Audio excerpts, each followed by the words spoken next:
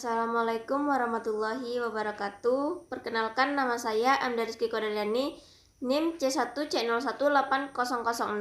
Saya dari kelas R10 Akuntansi. Di sini saya akan mempresentasikan makalah saya yang berjudul Metode Riset Akuntansi Keprilakuan.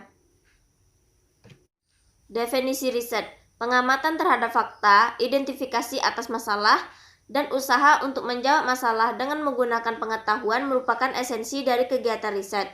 Riset sendiri merupakan suatu usaha yang sistematis untuk mengatur dan menyelidiki masalah-masalah serta menjawab pertanyaan yang muncul dan terkait dengan fakta, fenomena, atau gejala dari masalah tersebut.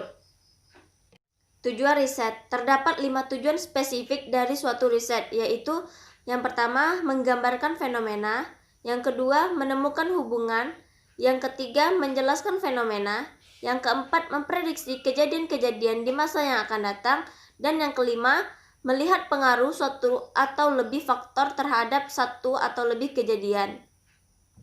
Pengembangan desain. Langkah pertama dan paling penting dalam riset perilaku adalah masalah definisi. Berdasarkan informasi yang dikumpulkan dan metode yang dipilih, data serta jenis gambaran sampel pada dasarnya tergantung pada bagaimana sebenarnya masalah dipersepsikan, kerangka pertanyaan riset, dan riset informasi studi yang dikumpulkan. Dalam menentukan lingkup pengembangannya terbagi dua, yaitu lingkup pengembangan biasanya terhadap satu atau dua pertanyaan. Hal ini dilakukan karena berbagai alasan. Yang kedua, aspek lain dari suatu desain adalah menemukan populasi, menspesifikasikan informasi yang dibutuhkan, memilih dan mengumpulkan data serta metode serta anggaran. Ada dua data yang digunakan, yaitu data primer dan data sekunder. Data primer merupakan data riset yang diperoleh secara langsung dari sumber asli atau pihak pertama. Sedangkan data sekunder merupakan sumber data riset yang diperoleh peneliti secara tidak langsung atau melalui perantara.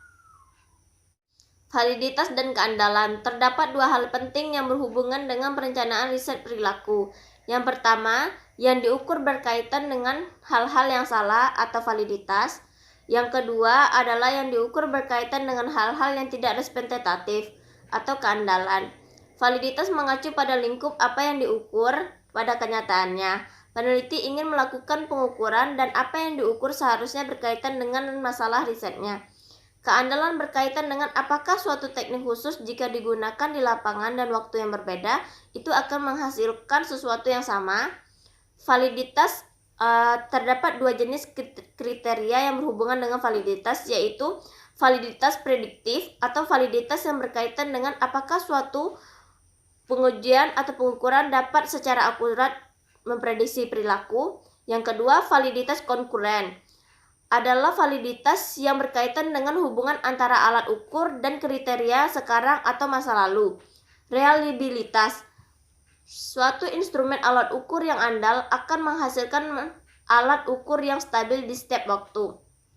Aspek lain dari keandalan adalah akurasi dari instrumen pengukuran. Metode pengumpulan data. Terdapat dua metode, yaitu melalui survei dan observasi. Dalam survei tidak ada interaksi langsung antara seorang peneliti dengan responden. Data dikumpulkan dengan cara mengirimkan surat elektronik, menelpon, atau memberikan serangkaian pertanyaan. Melalui observasi. Observasi sendiri merupakan proses pencatatan pola perilaku manusia, sesuatu hal atau kejadian yang sistematis tanpa adanya pertanyaan maupun komunikasi dengan individu-individu yang diteliti. Memilih responden.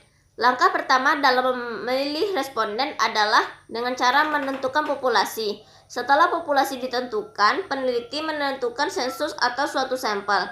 Sensus adalah kegiatan untuk mencari seluruh informasi yang dikumpulkan dari setiap elemen dalam populasi. Instrumen riset menjamin kerjasama responden desain. Kuesioner yang baik sangat bermanfaat jika responden tidak bersikap kooperatif terhadap para peneliti yang menghendaki informasi. Rendahnya tingkat kerjasama atau tingkat respon menciptakan kesulitan bagi para peneliti untuk melakukan generalisasi sampel terhadap populasi. Menjamin validitas dan keandalan jawaban. Hanya informasi-informasi yang esensial yang seharusnya diharapkan dari responden. Para peneliti seharusnya menentukan dasar keinginan informasi dan memilih suatu format pertanyaan yang akan menyediakan informasi dengan sedikit pembatasan terhadap responden. Pertanyaan-pertanyaan dapat bersifat terbuka atau sudah ditentukan kemungkinan-kemungkinan jawabannya. Analisis data dan persiapan laporan. Analisis data dilakukan setelah peneliti mengumpulkan semua data yang diperlukan dalam riset. Peneliti biasanya melakukan beberapa tahap persiapan data untuk memudahkan proses analisis data. Pemanfaatan berbagai alat analisis sangat bergantung pada jenis riset dan jenis data yang diperoleh. Sebagai tahap akhir dari suatu riset adalah penyusunan laporan riset. Laporan riset secara umum berisi tentang hal-hal yang terkait dengan apa saja yang dilakukan oleh peneliti, sejak tahap persiapan riset hingga interpretasi dan pengumpulan hasil dari analisis. Baik teman-teman, itulah yang dapat saya sampaikan. Wassalamualaikum warahmatullahi wabarakatuh.